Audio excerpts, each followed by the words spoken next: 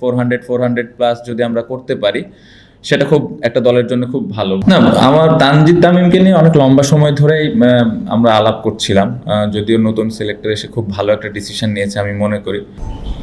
না, আমার মনে হয় লাস্ট সিরিজটা আমরা ভালো ক্রিকেট খেলেছিলাম, সেটা অতীত হয়ে গেছে।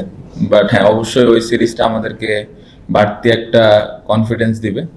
বাট এই সিরিজে আমাদেরকে আবার ভালো ক্রিকেট খেলতে হবে, প্রত্যেকটা দিন বেটার ক্রিকেট খেলতে হবে, তাহলে হয়তো রেজাল্টটা আমাদের পক্ষে আসবে। বাট রেকর্ড নিয়ে খুব বেশি আমরা চিন্তা করছি না। আমার মনে হয় যে প্রত্যেকটা দিন ভালো ক্রিকেট খেলাটা ইম্পর্টেন্ট, প্রত্যেকটা দিন কম্পিটিটিভ ক্রিকেট খেলাটা ইম্পর্টেন্ট। একটা মিরপুরের উইকেট আসলে একটা প্রশ্ন উঠেছে, স্পিন বেশি ধরে বা পেসাররা কেমন প্রশ্ন একটু ব্যাটারদের নিয়ে জানতে চাচ্ছি যে আমাদের ব্যাটাররা ভালো উইকেটে হয় কি না, মিরপুরের উইকেটে খেলা করে হয়তো আপনাদের ব্যাটিং করার ফিনিশের কম, বা অনেক সিনিয়র ক্রিকেটাররা আমরা দেখি যে টেস্টে ব্যাটিং করার 35 রান 40 রান। তো আপনাদের মধ্যে এটা কি আলোচনা হয় না, মনটা একটু খারাপ করে নিয়ে আসে ভালো উইকেটে খেলতে হয়তো আরো বেশি রান করতে পারতেন ক্যারিয়ার বলে? মন খারাপ করার কিছু নাই, অবশ্যই মিরপুরে তো সবসময় চ্যালেঞ্জ ছিল, অনেক চ্যালেঞ্জ নিয়ে ব্যাটিং করা লাগছে সবসময়। হ্যাঁ, যদি ভালো উইকেটে খেলতাম আমরা, বা আগে যারা খেলেছে তারা যদি ভালো উইকেট খেলতো, অবশ্যই ওইখানে হয়তো তাদের এভারেজ বা স্ট্রাইক রেট সবগুলো আর একটু বেটার অবস্থানে থাকতো। বাট এগেন, ওইটা আসলে কারো কন্ট্রোলে না, আমাদের প্লেয়ারদের কন্ট্রোলে না।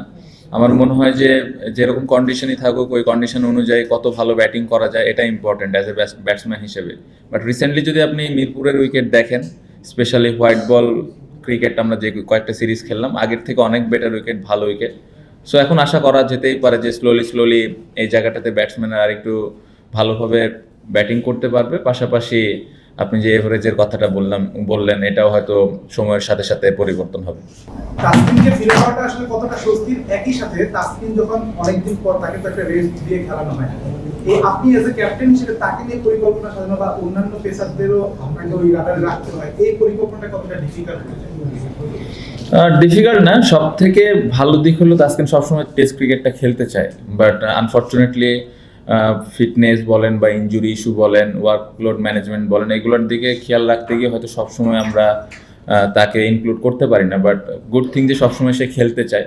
সো এবছর এই মুহূর্তে এই টেস্টের আগে ট্রেনার ফিজিওর সাথে অনেক লম্বা একটা ডিসকাশন ছিল এবং সে খেলার জন্য ফিট, তো এই কারণে ইনক্লুড হয়েছে। কারণ তাসকিন অলওয়েজ, আপনি যেটা বললেন যে লাস্ট সিরিজে খুব ভালো পারফর্ম করেছে, সো তাসকিন যখনই টিমে থাকে ক্যাপ্টেনের জন্য সহজ হয়ে যায়, টিমের জন্য অনেক বাড়তি একটা এফোর্ট পাই আমরা সবসময় তার কাছ থেকে। সো ওই আশা করেই তাসকিন আবার আসছে এবং আমি আশা করব